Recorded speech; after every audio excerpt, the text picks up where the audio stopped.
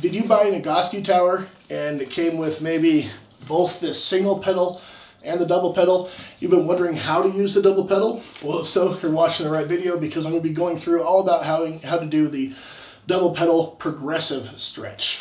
Now, there are other ways we can use the double pedal. I'll cover one of those at the end of this video. I'll tell you when we would use that, so be sure to stick around for that. If you're curious about how to use the single pedal, I've got a whole video about the supine groin progressive using that single pedal. It's right here in the cards or the description down below for that link. So how are we going to use the double pedal? Well, first we're going to put our feet into these straps. It can be a little difficult at first, especially if you've got some mobility issues. Hopefully you've got someone around who can help you get into it if you need that help. Now, I have got really big feet, so I don't need to worry about wearing shoes. If you've got smaller feet, you're probably going to want to wear shoes when you use this piece of equipment. But this is the easiest way for me to get into it. Sitting in this kind of knees up position, I can pull up on the back heel fastener there and then strap myself in. Now, let's see if I can get my dog to move. Quinn, come on. There you go, good girl. So when we get positioned for the double pedal tower, we're going to lay down. See how I kind of start with my knees slightly bent? That's going to allow me to get close to the right position when I first go into the tower.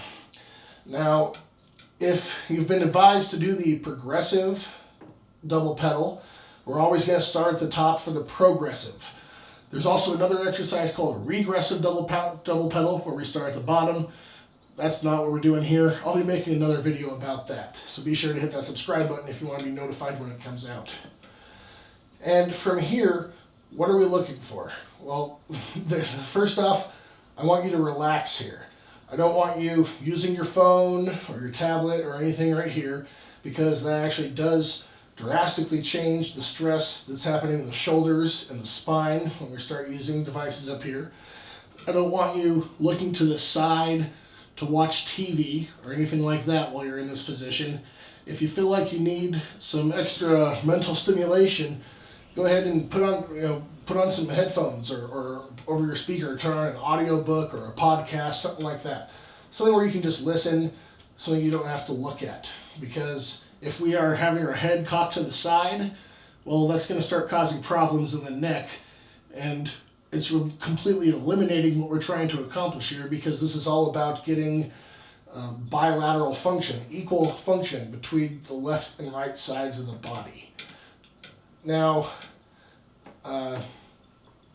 from here, we're just going to rest. But for how long? Well, it depends. The kind of rule of thumb is about 10 minutes per level, but it might be more for you, it might be less. And it's not a race to the bottom. Some people might spend weeks daily just doing the top level here, because what we have to wait for to happen is for the lower back to flatten out here. So I can feel I've got a moderate curve in my spine in this position, which means that my hip flexors are a bit tight. And what we're really looking for is when we can no longer, when the back flattens, you'll be able to tell that, because you won't really be able to move your pelvis or flex your pelvis forward anymore. I can flex my pelvis and feel my back flatten against the ground here. So I would stay in this position until I can feel that when I flex my pelvis, my spine doesn't flatten anymore.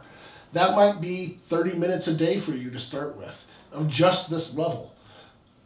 I really want to be clear about this. If you start going down a level too quickly, you are wasting your time, because right now, my body isn't ready for the next level down. It's only ready for this level. And maybe in 10 minutes, my back will start to flatten. Maybe it won't. Maybe it takes longer. That's why I say, depending on the person, you might spend several days or several weeks or even longer just at this top level for as long as you can, as much time as you have that day to spend there. Just going down to the bottom before your body is ready is not going to help you improve your situation any faster. And I can already feel that my back is flattening to a certain degree because I do postural therapy so often. I perform my menus and my routines so often. So I can already feel that there's a difference in how my back is flattening against the floor. I wouldn't say I'm quite ready to go down a level just yet, but if I go down to the next level, I'm going to be doing the exact same thing. I'm going to stay here until that back flattens. And so I want to be, just again, driving this point home, that it's not a race to the bottom rung of this tower. It's about waiting and reconnecting your sense of being able to tell what's going on in your hips, so that you can, and your pelvis, so you can tell when that back flattens. And maybe after you've spent several days just doing the top level, or several weeks, whatever it is for you, and then you're ready to go down to the next level, it might be several days or several weeks before you're ready to go down to the next level beyond that. Tomorrow when I go back to the tower, I'd start at the top again. We always start at the top, and then I would move I would wait for the back to flatten here again, and finally I would go down to the second level again. So just because you finish on the second level one day doesn't mean you start on the second level the next day. Over time, you should see a noticeable trend of it taking less time at each level for your body to respond the way you're looking for it to respond. But you just need to pay very close attention to how you feel when you move the pelvis, and do you feel the back flattening more? And I can definitely feel that there's more of a curve in my lumbar spine here at this lower level than there is at this top level. So that's the basic guide for using this progressive stretch.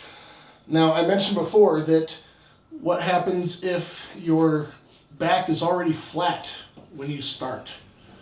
Well, that means that you've already got a lot of flexion in your lumbar spine, and we're trying to promote that extension in the lumbar spine. So what I would do in that case is you get a rolled up towel or a cervical roll like I use here. And in this case, I would put it under my spine here, and then I would go to the bottom level, and I'd stay here for 10 to 15 minutes probably. And what are we doing here? Now, I know I said we always start at the top, but that's only if you have that arch in your lower spine. What we're doing here is re-educating the natural S-curve of the spine. See how this is going to force a curve in my lumbar spine, and down here at the very bottom where it's going to be promoting the most extension in the lumbar spine. So this is what we do if we notice that at the very top level the back is already completely flat against the floor and the pelvis is already flexed. We can start re-educating that S-curve by going to this double pedal lying supine with towels, I think is the full name in the Egoscue software. So those would be two ways that we can use the double pedal for the Egoscue tower. And it's much easier to come out of these pedals than it is to go in, thankfully.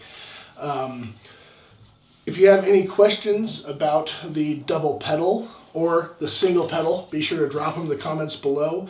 I believe I said this at the beginning of the video. I have a video on what the difference is between these two options and when you might want to use one option over the other. So if you have questions about that, you can ask me, you can watch that video. I just want to make sure that you know you have the information you need to start progressing with your use of the Egoscue tower. My name is John Clark with the Posture Pain Connection. I hope you have a functional and pain-free day, but if you don't, be sure to contact me.